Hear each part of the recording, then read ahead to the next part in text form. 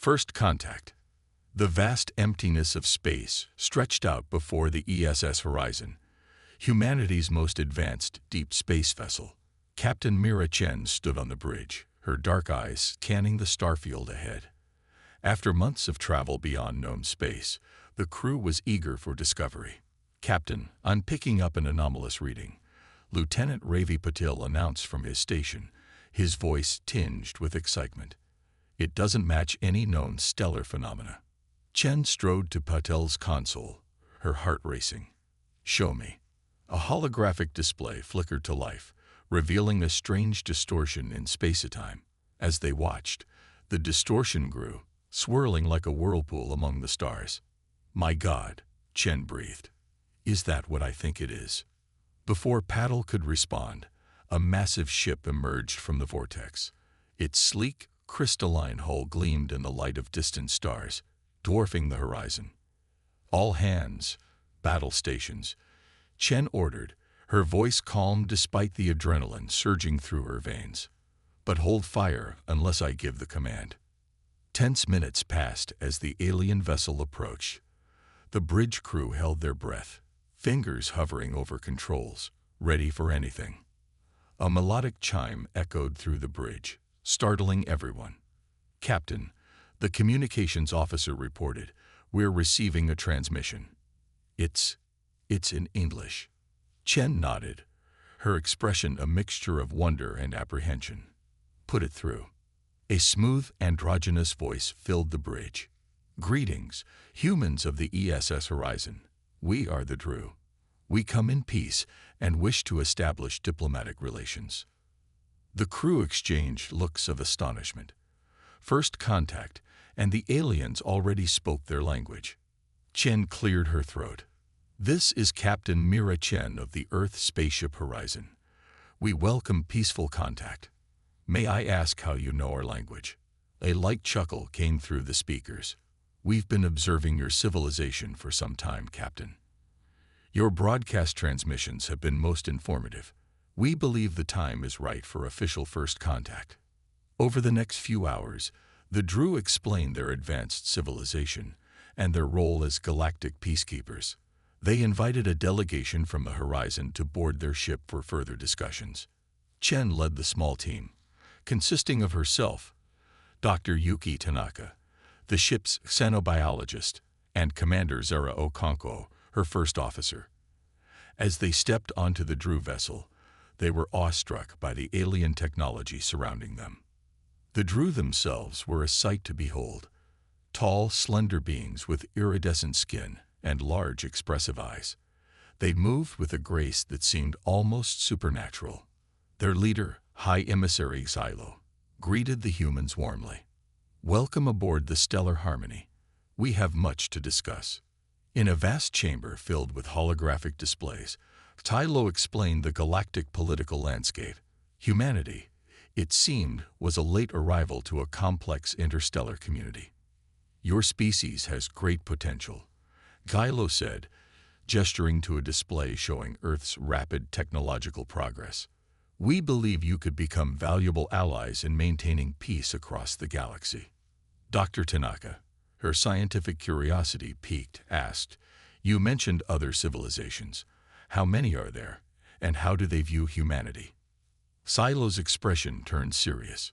"There are hundreds of spacefaring civilizations, each with their own agendas. Some, like us, seek peace and cooperation. Others," the emissary paused, choosing words carefully, "others may see your rapid advancement as a potential threat." Commander Okonkwo frowned. "A threat? We've barely left our own solar system." "True," Xilo acknowledged. "But your rate of progress is unprecedented. It has not gone unnoticed."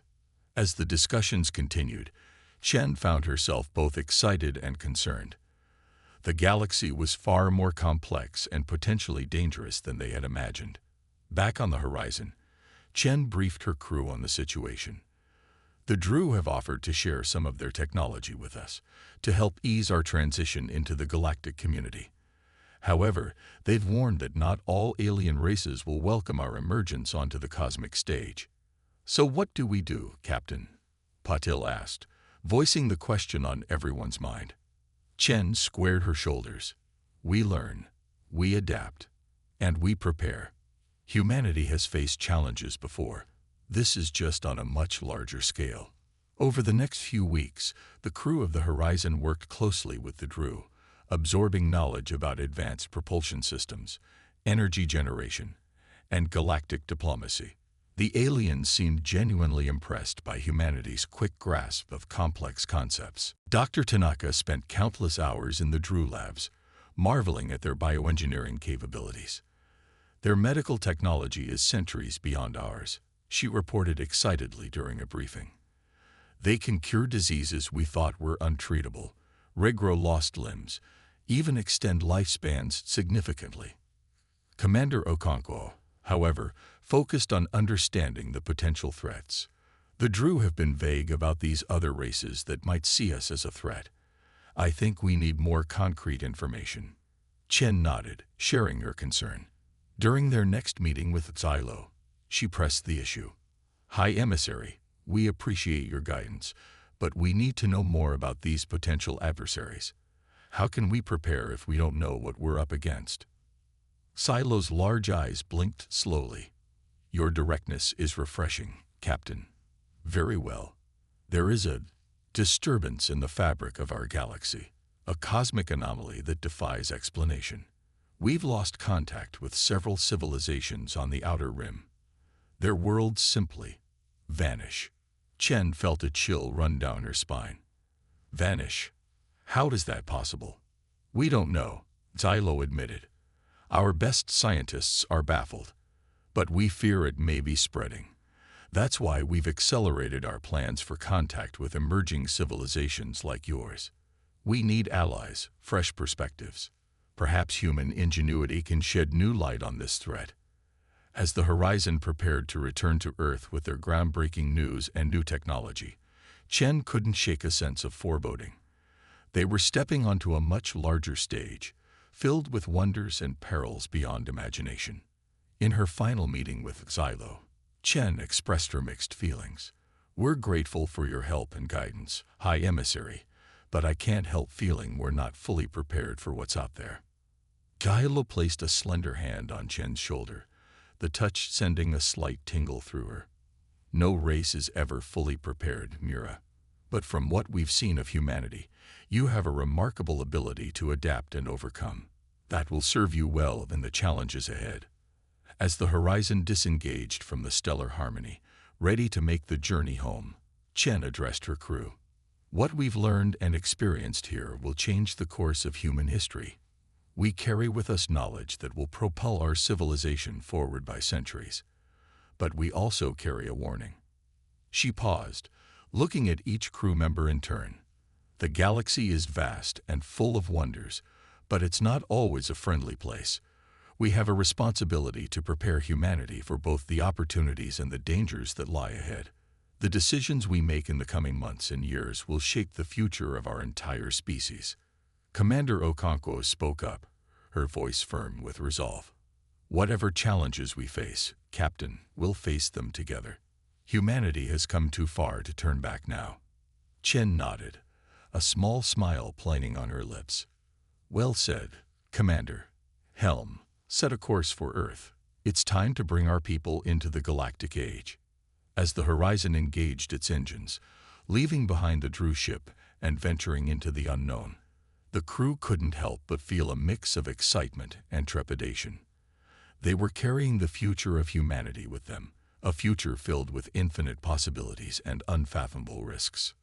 Little did they know that light years away, in a region of space yet unexplored by humans, an incomprehensible cosmic horror was stirring, its unfathomable consciousness turning towards the bright spark of human potential. The game of cosmic chess had begun, and humanity was about to become a major player, whether they were ready or not. Vanishing Act. 6 months after the Horizon's return, Earth was a world transformed. The revelation of alien life and humanity's new place in the galactic community had sent shockwaves through every aspect of society. Governments scrambled to form new agencies and committees to deal with the implications of first contact, while the scientific community dove headfirst into the wealth of new data. Captain Mira Chen, now Admiral Chen, found herself at the center of a whirlwind of debriefings, interviews, and high-level meetings. She had expected skepticism, but the evidence brought back by the Horizon was irrefutable. The existence of the Droo and their advanced technology couldn't be denied. Chen stood before the newly formed United Earth Council, a body hastily assembled to coordinate humanity's response to their new galactic reality. The Droo technology has already revolutionized several fields, Chen explained, gesturing to a holographic display. Our medical capabilities have advanced by decades, if not centuries. Clean energy production has increased tenfold, and our space exploration capabilities, well, they're beyond anything we could have imagined a year ago. A council member leaned forward, her expression grave. And what of this cosmic anomaly the Droo mentioned, Admiral? How real is the threat it poses? Chen took a deep breath. Based on the information provided by the Droo, the threat is very real. They've lost contact with several advanced civilizations. Entire star systems have gone dark. We need to be prepared. As humanity grappled with its new reality, changes were happening at an unprecedented pace. The first human colony on Mars, once a distant dream, became a reality within a year thanks to Droo terraforming technology. The asteroid belt was quickly becoming a hub of mining activity, fueled by new energy sources and propulsion systems. Dr. Yuki Tanaka, now heading Earth's premier xenobiology research center, found herself working around the clock to unlock the secrets of alien biology. The potential for medical breakthroughs is staggering, she explained during a global science conference. But we need to proceed carefully. We're dealing with completely alien physiologies here. Meanwhile, Commander Zara Okonkwo had been promoted to Admiral and tasked with overseeing the rapid expansion of Earth's space fleet. The shipyards in Earth orbit were bustling with activity, constructing vessels that incorporated Droo technology. We're not building a war fleet, Okonkwo insisted in a press conference, but we need to be prepared to defend ourselves if necessary. The galaxy is a big place, and not everyone out there might have our best interests at heart. As Earth's presence in space grew, so did encounters with other alien races.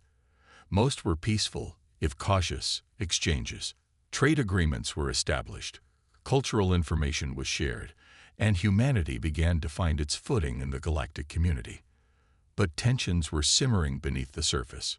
Reports began to trickle in of strange occurrences on the fringes of explored space. Colonies would go silent for hours, only to reappear as if nothing had happened. Instruments picked up bizarre energy readings that defied explanation. Then, 18 months after first contact, the unthinkable happened. The Droo went silent. Admiral Chen was in the middle of a briefing when the news came. Lieutenant Patel, now her aide, burst into the room, his face ashen. Admiral, we've lost all contact with the Droo. Their diplomatic outposts, their ships, everything. It's like they've vanished. The room erupted in a cacophony of voices. Chen raised her hand for silence. Get me the Stellar Harmony's last known coordinates. I want every available ship in that sector now. The next few days were a blur of activity. Earth's fledgling fleet, barely a year old, mobilized for its first major operation. As they approached the last known location of the Droo homeworld, an eerie silence fell over the comm channels. Admiral Okonkwo's voice crackled over the secure line. Mira, you need to see this. Chen's blood ran cold as the view screen flickered to life.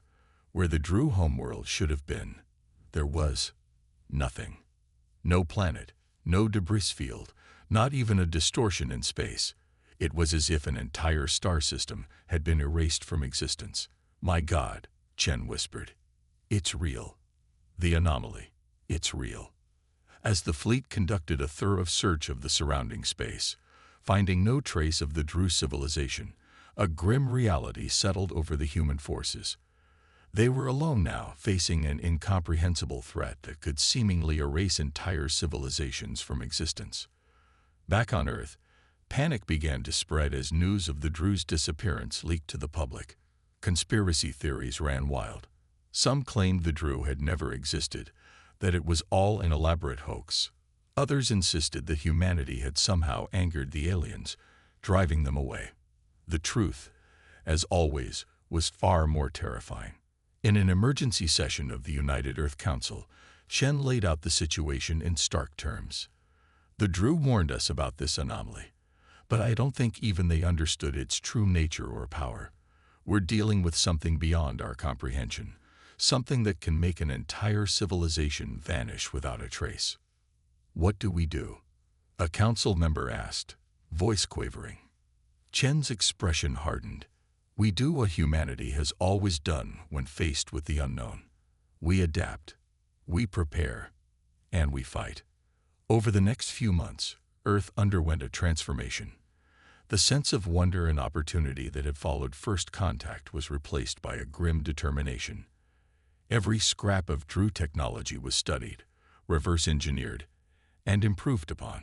The space fleet expanded at an unprecedented rate, with new ship designs incorporating defenses against energy weapons, spatial distortions, and even temporal anomalies. Dr. Tanaka and her team worked tirelessly to unlock the secrets of Droo biology, hoping to find clues about the nature of the cosmic threat.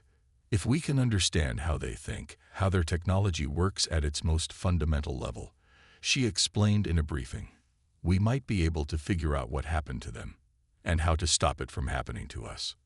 Admiral Okonkwo oversaw the creation of a new early warning network, a web of sensors and automated outposts stretching to the edges of explored space. We won't be caught off guard again, she vowed. As humanity fortified its defenses, Chen couldn't shake the feeling that they were missing something crucial. The Droo had been so advanced, so prepared, and yet they had vanished without a trace. What hope did humanity have against such a force? The answer came from an unexpected source. Dr. Elena Rodriguez, a brilliant but eccentric physicist who had been studying the Droo's faster-than-light technology, burst into Chen's office one day, her eyes wild with excitement. Admiral, I found something, she said, spreading out a series of complex equations on Chen's desk. The Droo's FTL drive, it doesn't just bend space, it touches something else. Another layer of reality. Chen frowned, trying to follow the complex mathematics. What are you saying, Doctor? Rodriguez took a deep breath.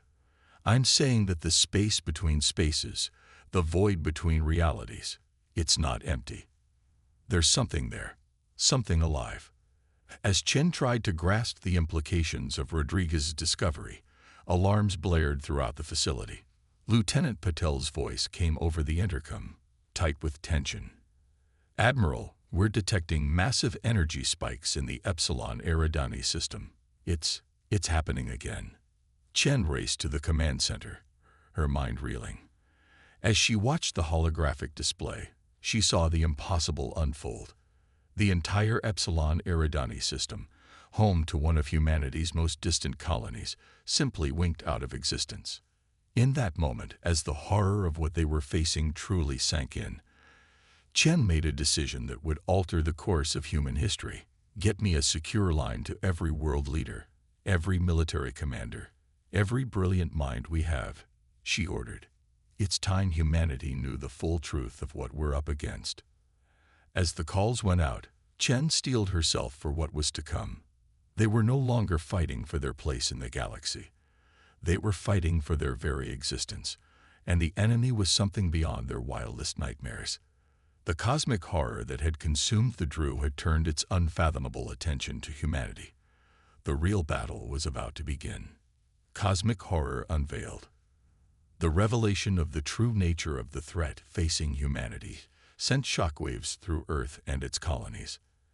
Admiral Mira Chen's broadcast, detailing Dr. Rodriguez's findings and the disappearance of the Epsilon Eridani system, was met with a mixture of terror, disbelief, and grim determination. In the days that followed, Chen found herself at the center of a global mobilization effort unlike anything in human history. The United Earth Council, once a body of squabbling politicians, had transformed overnight into a war cabinet.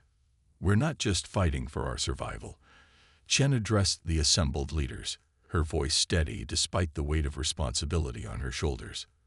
"We're fighting for the very concept of existence as we know it." Dr. Elena Rodriguez, now heading a task force of the brightest scientific minds from across human space, worked tirelessly to unravel the mysteries of the cosmic horror. In a secure facility deep beneath the lunar surface, she pored over data from the Droo's FTL drives and the energy readings from the vanished star systems. "It's like a vast, incomprehensible nervous system," Rodriguez explained during a high-level briefing, her eyes bloodshot from lack of sleep. "The void between realities isn't empty. It's filled with something, a consciousness so alien, so vast, that our minds can barely perceive a fraction of it." Admiral Zara Okonkwo, overseeing the rapid expansion of Earth's defenses, leaned forward. "Are you saying this thing is alive? Sentient?" Rodriguez shook her head. "Sentient implies a mind we could understand. This is something else.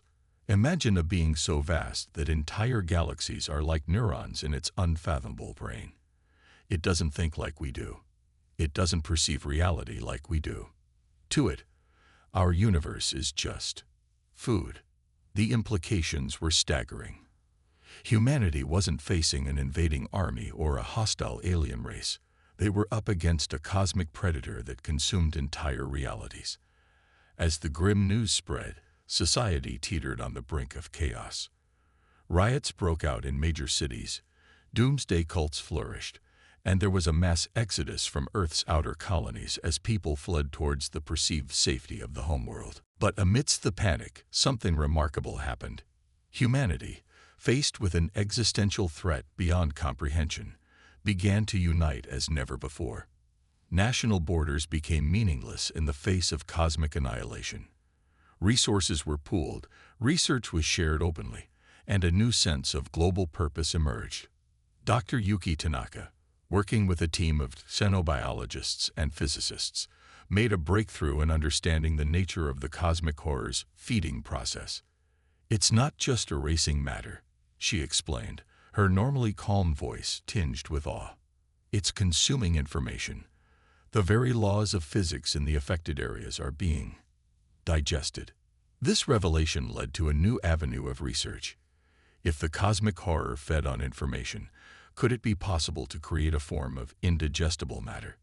Something that could resist the reality-warping effects of the entity's consumption. Meanwhile, Admiral Okonkwo's fleet had been transformed.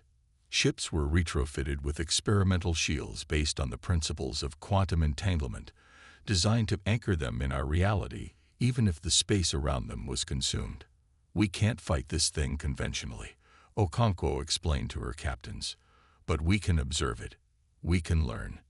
And maybe, just maybe, we can find a way to stop it." As humanity prepared for the unthinkable, the cosmic horror's presence became more pronounced. Strange phenomena began to occur across human space. Time flowed differently in certain areas. Causality itself seemed to break down in others. It was as if reality was fraying at the edges, coming apart at the seams.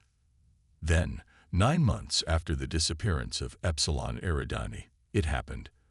A massive distortion appeared at the edge of the solar system, a swirling vortex of impossible geometries and mind-bending colors. "This is it," Chen announced to the War Council. "The moment we've been preparing for." As the vortex grew, consuming Pluto and its moons in a matter of hours, humanity launched its defense. Okonkwo's fleet, armed with weapons that bent the fabric of spacetime and shields that defied the laws of physics, engaged the cosmic horror directly. The battle that ensued defied description. Ships disappeared and reappeared, sometimes older, sometimes piloted by crews that had never been born. Weapons fire bent back on itself, striking targets before they were fired. And through it all, the vortex grew, an ever-expanding maw of unreality threatening to devour the entire solar system. From her command center on Luna, Chen watched the impossible unfold. "Status report," she demanded, her voice hoarse. Lieutenant Patel, his young face aged by stress and terror, shook his head. It's chaos, Admiral. Half the fleet is just gone. The other half is reporting things that can't be real. Time loops, alternate realities bleeding through. We're losing, Admiral. We're losing badly. Chen closed her eyes, the weight of humanity's fate pressing down on her. They had thrown everything they had at the cosmic horror, unleashed weapons and defenses that would have seemed like magic just a few years ago. And it wasn't enough. They were ants trying to fight a supernova. But in that moment of despair, a spark of hope emerged. Dr. Rodriguez's voice, crackling with static and distorted by temporal anomalies, came through the comm system.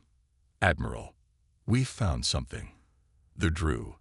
They're not gone. They're hiding. Chen's eyes snapped open. Explain, Doctor. Quickly. Rodriguez's words tumbled out in a rush. The Droo didn't vanish. They found a way to phase out of our reality, to hide in the spaces between spaces. They're still there, Admiral. And they left us a message. A weapon. As Rodriguez explained her discovery, Chen felt a glimmer of hope kindle in her chest. The Droo, in their final moments before phasing out of our reality, had left behind the plans for a device that could potentially seal the breach between realities, cutting off the cosmic horror's access to our universe. But there was a catch. The device would have to be activated from within the vortex itself, in the heart of the cosmic horror's feeding frenzy. It was a suicide mission, plain and simple. Chen didn't hesitate.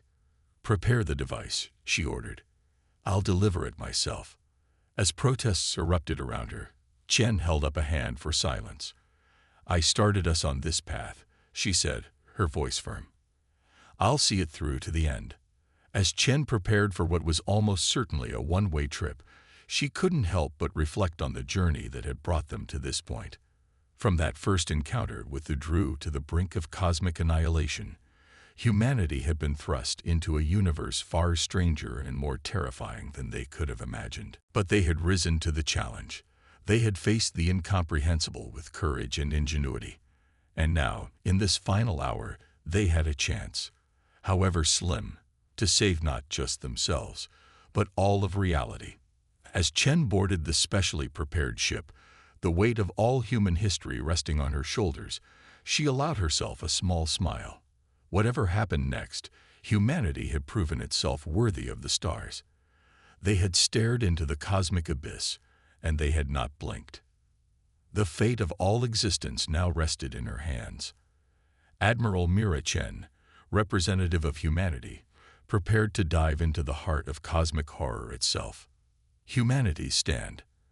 Admiral Mira Chen's ship, a sleek vessel christened the Defiant, streaked towards the swirling vortex that marked the cosmic horror's intrusion into our reality. Behind her, the remnants of humanity's fleet held the line, buying her precious time with their very lives. Inside the Defiant's cockpit, Chen's hands flew over the controls, making minute adjustments to their course. The ship shuddered and groaned as it approached the event horizon, reality itself seeming to protest their intrusion. Admiral, Dr. Rodriguez's voice crackled over the comm, distorted by the space-time anomalies surrounding them. Remember, once you're inside, our models predict that causality itself will break down. Time and space, as we understand them, won't apply. You'll need to rely on the quantum-locked beacon to guide you to the center. Chen nodded, though she knew Rodriguez couldn't see her. Understood, Doctor. If I don't make it, it's been an honor. Before Rodriguez could respond, Chen cut the communication. She needed all her focus for what came next. Taking a deep breath, she pushed the throttle forward, plunging the Defiant into the maw of the cosmic horror. The moment they crossed the threshold, Chen's senses were assaulted by impossible geometries and colors that shouldn't exist. The ship's instruments went haywire, reporting velocities faster than light one moment and absolute stillness the next. Chen gritted her teeth, fighting waves of nausea as her mind struggled to process what her eyes were seeing. Through it all, a single point of light remained constant, The quantum-locked beacon, her lifeline in this sea of chaos. Chen focused on it with all her will, guiding the Defiant deeper into the heart of the anomaly. As she flew, Shen caught glimpses of other realities bleeding through the fabric of space around her. In one, she saw Earth consumed by fire, its continents reshaped by cosmic forces. In another, a version of herself stood on the bridge of a ship unlike any she'd ever seen, commanding a fleet of world engines in a war against living stars. "Focus," she muttered to herself. "None of that is real. Not here. Not now." The deeper she went, the more tenuous her grip on reality became. Time seemed to loop and stutter. Chen found herself reliving moments of her life, her first day at the academy, the moment she took command of the horizon, her final conversation with Silo of the Droo, all jumbled together in a kaleidoscope of memory and possibility. Through it all, the beacon remained constant, guiding her towards her goal.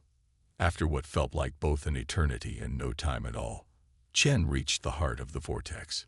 Here, at the nexus point between realities, she saw it, the cosmic horror in all its incomprehensible glory.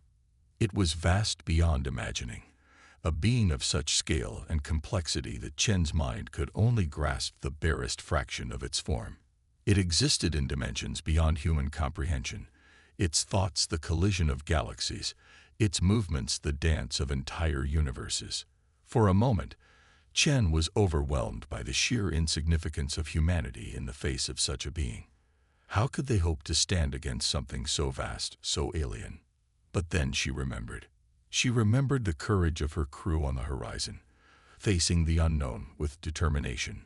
She remembered the brilliant minds like Rodriguez and Tanaka, unraveling the mysteries of the cosmos through sheer force of will. She remembered the unity of Earth's people, coming together in the face of extinction. Humanity might be small, but they were not insignificant. They were the universe knowing itself, consciousness given form, the children of stardust rising to challenge the very forces that shaped reality. With renewed determination, Chen activated the device. It hummed to life, its intricate machinery beginning the process of sealing the breach between realities. The reaction was immediate. The cosmic horror, sensing the threat, turned its unfathomable attention towards the tiny ship at its heart. Reality buckled and warped around the Defiant as the entity brought its full power to bear. Chen's muscles strained as she fought to keep the ship stable, sweat beading on her brow as alarms blared from every console. The Defiant wasn't built to withstand this kind of stress. It was breaking apart around her, its hull breached by tendrils of unreality. As the ship disintegrated, Chen found herself floating in the void, the device clutched tightly to her chest. Her spacesuit, designed to withstand the vacuum of normal space, offered little protection here in this realm between realities. Chen could feel her consciousness slipping, her very being starting to unravel in the face of the cosmic horror's onslaught. But still, she held on, her finger poised over the device's final activation switch. In her last moments of lucidity, Chen saw something unexpected. Shimmering forms coalesced around her. The Droo, phased out of normal reality, but still present in this liminal space. They surrounded her, their combined will forming a protective bubble against the cosmic horror's assault. Silo's voice, more felt than heard, resonated in Chen's mind. "You've done well, Mira Chen of Earth. Your courage has given us all a chance. Now, finish it. Close the breach." With the last of her strength, Chen pressed the button. The device pulsed with energy, sending out waves of reality-stabilizing force in all directions. The cosmic horror recoiled, its vast form writhing in what might have been pain. The vortex began to collapse, reality knitting itself back together. Chen felt herself being pulled back towards normal space, the Droo's protective field guiding her home. As consciousness faded, Chen's last thought was of Earth, of humanity. They had done it. They had faced the ultimate threat and survived. Whatever came next, she knew her people would be ready.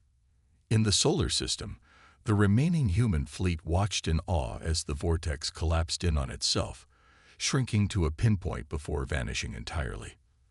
For a moment, there was silence across all channels. Then, a faint signal. A single life pod, ejected from the heart of the anomaly, just before it closed. Inside, barely alive but still breathing, they found Admiral Mira Chen. As news spread across human space, celebrations erupted. Humanity had stood against a cosmic horror and emerged victorious. They had proven themselves not just to the galaxy, but to the universe itself. But even as they celebrated, the leaders of Earth knew that this was not the end, but a beginning. The cosmos was vaster and stranger than they had ever imagined, filled with wonders and terrors beyond comprehension. Humanity had taken its first steps onto a much larger stage, and they were ready for whatever came next. A new galactic order. In the years following humanity's confrontation with the cosmic horror, Earth and its colonies underwent a profound transformation. The near brush with annihilation had fundamentally altered humanity's perspective on their place in the universe. Admiral Mira Chen, hailed as the savior of not just humanity, but of reality itself, found herself at the center of this new era. As she stood before the United Galactic Council, a body representing dozens of spacefaring civilizations, she couldn't help but reflect on how far they'd come in such a short time. The defeat of the cosmic entity has opened up new possibilities for all of us. Chen addressed the assembled alien delegates, her voice carrying the weight of hard-won wisdom. But it has also shown us the importance of cooperation and mutual understanding. We must use this opportunity to build a more stable and prosperous galaxy for all species. The council chamber, a vast hall on a neutral space station, buzzed with a mixture of excitement and apprehension. The cosmic horror's defeat had left a power vacuum, and everyone was eager to see how it would be filled. High Emissary Xylo, representing the Droo who had re-emerged into normal space, spoke up. The humans have demonstrated not just courage in the face of the incomprehensible, but a remarkable ability to adapt and innovate. We believe they have much to offer our galactic community. Not everyone was as enthusiastic. A representative from a race known as the Volith, silicon-based beings from a heavy gravity world, leaned forward. The humans achieved their victory through means we still don't fully understand. How can we trust a species that wields such power? Chen met the Volith's gaze steadily. We used every tool at our disposal to defend not just ourselves, but the very fabric of reality threatened by the cosmic horror.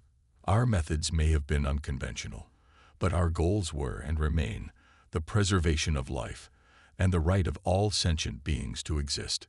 As the debate raged on, Dr. Elena Rodriguez and Dr. Yuki Tanaka were overseeing a very different kind of meeting back on Earth.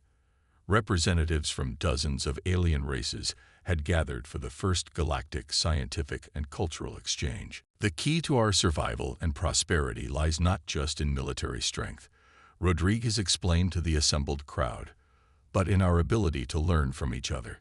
Every species here has unique insights, technologies, and cultural perspectives that can benefit us all. The exchange was a whirlwind of activity. Alien scientists marveled at humanity's quantum computing advancements, while human artists found themselves inspired by extraterrestrial music and visual arts. It was a celebration of diversity and shared knowledge on an unprecedented scale. Meanwhile, in the outer reaches of what was once Droo space, Admiral Zara Okonkwo oversaw the construction of the Sentinel Array, a vast network of monitoring stations designed to detect any future incursions from beyond reality. We may have won this battle, Okonkwo explained to a group of multi-species cadets at the newly formed Galactic Defense Academy. But the war against cosmic threats is eternal. We must remain vigilant, not just for ourselves, but for all life in our reality. As the years passed, a new era of galactic politics dawned. The old power structures had been upended, replaced by a more dynamic, inclusive system that valued innovation and adaptability over tradition and brute force. Humanity, represented by Chen, found itself in the unique position of being both a newcomer and a major influence. Their experiences, from first contact to defending against cosmic horror, provided valuable insights into integrating new species into the galactic community. Perhaps the most significant change came in the form of the Reality Preservation Treaty. Signed by over 100 spacefaring civilizations, it established protocols for dealing with extradimensional threats and set up a rapid response force drawn from multiple species. Chen, now serving as Earth's ambassador to the galactic community, stood on the observation deck of Unity Station, the massive space habitat that served as the headquarters for this new interstellar alliance. Beside her, Tylo gazed out at the star-filled expanse. "Did you ever imagine we'd end up here?" Silo asked, a hint of wonder in their melodious voice. Chen shook her head, a small smile playing on her lips. "Never in my wildest dreams. When we first encountered the Droo, I thought we were in over our heads. Now look at us, helping to shape the future of the galaxy." Silo's large eyes blinked in what Chen had come to recognize as their species' equivalent of a smile. "Your people have come so far in such a short time. It's inspiring." As they watched, a ship of a design neither had seen before dropped out of FTL near the station. It was a vessel from a newly contacted civilization, arriving to petition for membership in the galactic community. "There's still so much out there to discover," Chen mused. "So many wonders, and yes, probably more dangers too." Stylub nodded. "Indeed. But thanks to what your people have shown us, I believe we're better prepared to face whatever comes next." Together, as Chen prepared to greet the representatives of this new species, she couldn't help but feel a sense of pride and hope.